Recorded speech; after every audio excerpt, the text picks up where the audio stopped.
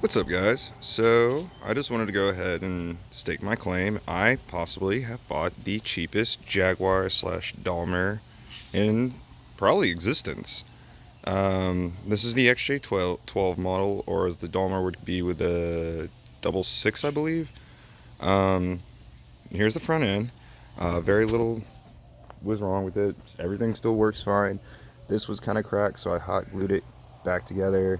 I'm going to do a more permanent fix, then we're going to spray these to make them look new again, just because they're kind of faded a little bit, but nothing too bad. Come down here, and there's a little bit of breakage right there. Nothing too serious, really. Um, Looks like that fog light's cracked. Um, let's see here. All the chrome bits are pretty much still on the car. I noticed with Adam on Living with the Classic, me and him have a similar problem, it looks like. I'll do the outside of the car first, and then we'll do the inside. This is pretty much why I got it so cheap. It has no brakes, and also a shed fell on it. Here's part of what happened to it. This right here, messed up. You got this. My neighbor just got home. And then that scuff. Sunscreen still works great, but there's only one. I noticed that in his dalmier he had two. Only has one single gas cap. It's locked, so it's not going to open right now. Come over to the trunk. There's a scrape right there from the house, as well as the antenna not being there. Cut my hand on that a few times already. The trunk also looks like somebody tried to put something too big in here, and it kind of dented a tiny bit. Nothing too serious. A little bit more damage, it looks like, from that shed. Here's the trunk. Completely stock looking. Except for the spare tire, obviously. This is off of another XJ, which, if you guys need this, let me know. I have no clue which one this goes to, but I would love to see it on somebody's appropriate vehicle, or if they just need a spare. I really have no use for it because I have another spare that I'm going to use. This car has the full stocks anyway, so here's the battery. This is interesting enough. The battery is back here for one specific reason. There is no room up front for it at all. Here's all the mats that go inside, all the original lamb wool mats. I need to get these dry cleaned. Here's the spare cover that I need to get re-sewn a little bit. And those are the back seat covers, or floor covers.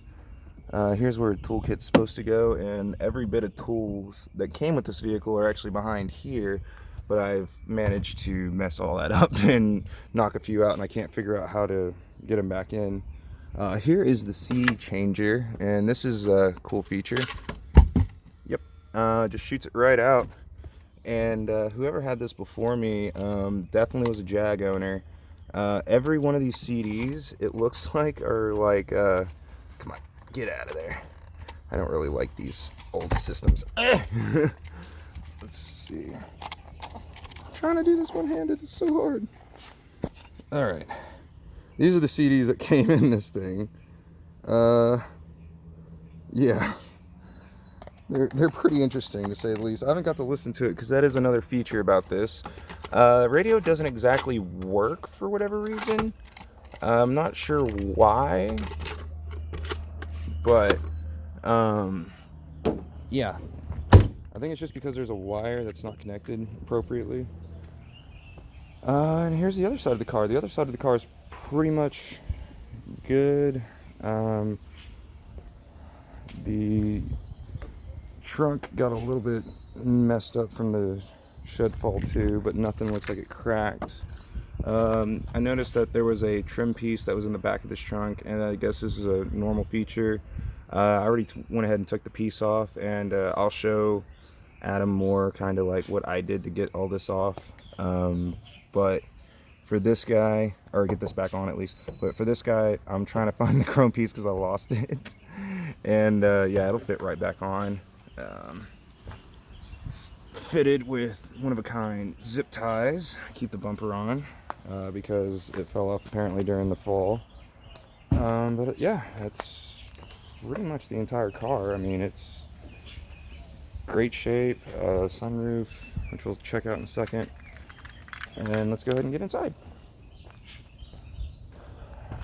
Let's see. Yeah, and that's a problem with these cars, is that her problem with this car in particular, the door's a little hard to unlock, and it's a little hard to open as far as the driver's side goes, because this was a daily driver. That window doesn't roll back up, but it rolls down just fine with the driver, and you can roll it back up with the passenger side. This particular lock back here doesn't particularly work. I figure just take the door frame off and we'll be able to loop it back up and get it to working. This guy is rusty on the hinges.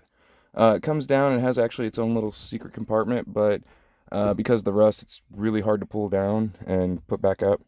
Another feature about this car is that it came with spiders when I bought it. Now, also, like I said, the radio doesn't work. I've tried doing everything I can to it to make it work, but it doesn't seem to want to do that. Alright, the Texas humidity is starting to get to me, so let's turn this thing on and show you why it's state claim and it being the cheapest. For what I paid for it,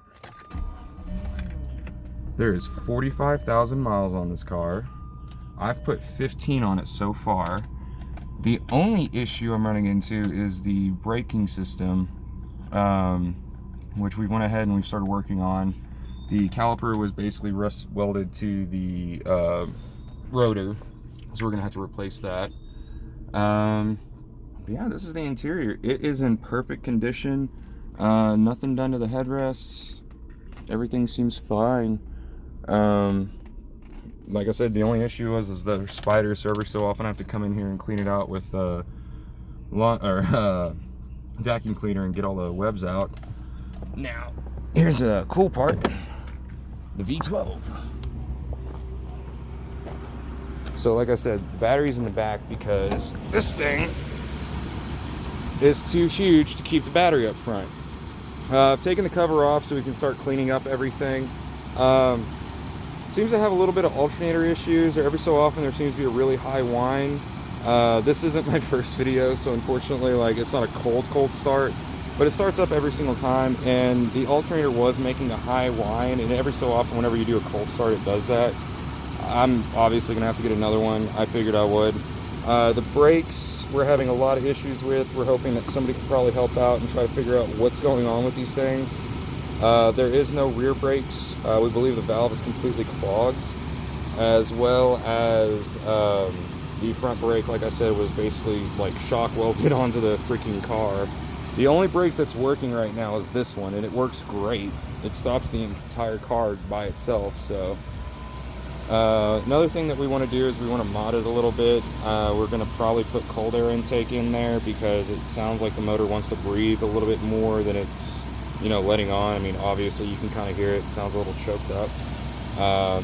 Sounds great, but it just sounds to me like it's a little bit choked up. So we're gonna do a cold air straight, probably do a 90 degree right here, and just use the existing cuts in the body itself for the airflow, just to go ahead and put a cold air in there, just to go ahead and save money too, because there's two of these things, and buying 2 air filters for every oil change is gonna suck, or more or less, like, changing the air filter 2 times is going to suck for me. So, because there's no clearance on that one over there. There is 0 clearance. I have no idea how people do it, but they do. This one's perfectly okay. But yeah, we're going to get everything cleaned up as far as the little plastic piece goes that goes on top of here. Probably put the name of the car, which I've named it Winston. Runs just fine. Electrical is just fine. I mean, it is a beast of a car. So whenever I bought it, basically I bought it for $1,800. These cars brand new. I'm seeing estimates around like 100,000, like 80,000, whatever may have you. I wish I just had more information to figure out exactly which model I had, so I can figure out how much it was. But it's a great car, super comfy. Everything, I mean, just minor cosmetics mostly is all the issues, and and then the brakes obviously, but everything else works just fine. I mean, it's amazing ride, man. Like, I highly recommend, if anybody can get one of these guys and super cheap and not have to really worry about working on it too much, I highly recommend it. It is a little bit of a labor of love trying to get this thing up and rolling again, but it's so worth it. I love this car. This is the nicest car I've ever owned in my life, and I paid probably the least for it. So that's it, everybody. I will catch you on the next video whenever we're most likely working on the brake calipers and everything. And y'all take it easy.